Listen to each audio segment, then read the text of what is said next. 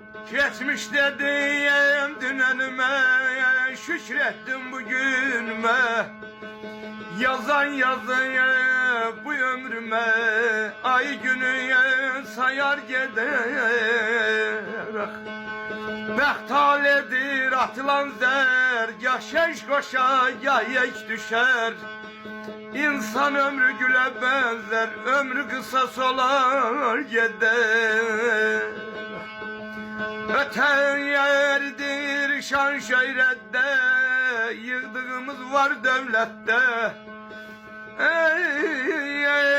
Ey arzu istey mehabbette, yüreklerde yanar gider.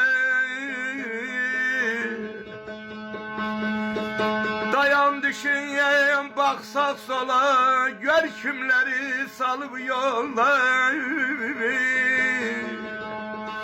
Bakmaz zavaya kocaya, gözler yaşla dolar gider aman.